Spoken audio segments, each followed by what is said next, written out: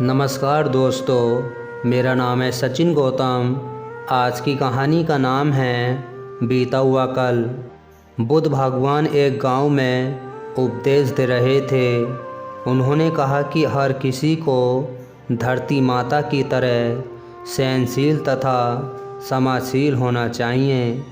क्रोध एक ऐसी आग है जिसमें क्रोध करने वाला दूसरों को जलाएगा तथा खुद भी जल जाएगा।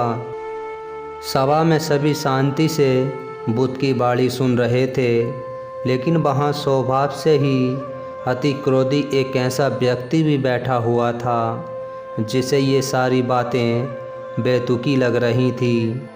वह कुछ देर से ये सब सुनता रहा, फिर अचानक ही आग बबूला होकर बोलने लगा, तुम पाखंडी हो, बड़ी बड़ी बातें करना यही तुम्हारा काम है। तुम लोगों को भ्रमित कर रहे हो। तुम्हारी ये बातें आज के समय में कोई मायने नहीं रखती। एक कई अटूट वचन सुनकर वह बुद्ध शांत रहे। अपनी बातों से ना तो वह दुखी हुए, ना ही कोई प्रतिक्रिया कि ये देखकर वह व्यक्ति और भी क्रोधित हो गया और उसने बुद्ध के मुंह पर थूक कर वहाँ से चला गया।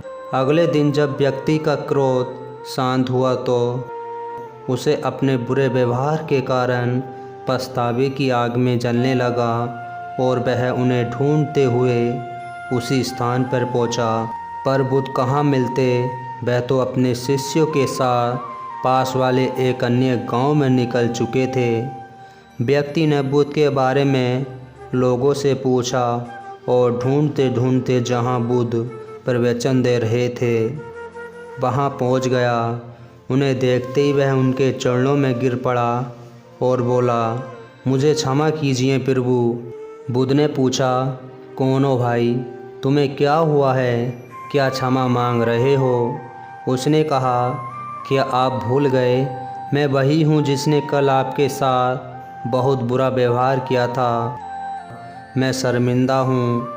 मैं मेरे दुष्ट आचरण की क्षमा याचना करने आया हूँ। भगवान बुद्ध ने प्रेम पूर्वक कहा, बीता हुआ कल तो मैं वहीं छोड़ कर आ गया और तुम अभी भी वहीं अटके हुए हो। तुम्हें अपनी गलती का आभास हो गया, तुमने पछतावा कर लिया, तुम निर्बल हो चुके हो। अब तुम आज में प्रवेश करो। बुरी बातें तथा बुरी घटना याद करते रहने से परिवर्तन और भविष्य दोनों बिगड़ जाते हैं। बीते हुए कल के कारण आज को मत बिगाड़ो। उस व्यक्ति का सारा बोझ उतर गया। उसने भगवान बुद्ध के चरणों में पड़कर क्रोध त्यागा तथा क्षमाशीलता का संकल्प लिया। बुद्ध ने उसके मस्तिष्क पर आशीष का हाथ रखा। उस दिन से उसमें परिवर्तन आ गया और उसके जीवन में सत्य, प्रेम व करुणा की धारा बहने लगी। तो दोस्तों, आपको हमारी कहानी पसंद आई हो तो प्लीज़ लाइक और कमेंट और सब्सक्राइब करना ना भूलना। मिलते हैं आपको अगली वीडियो में। जब तक के लिए नमस्कार।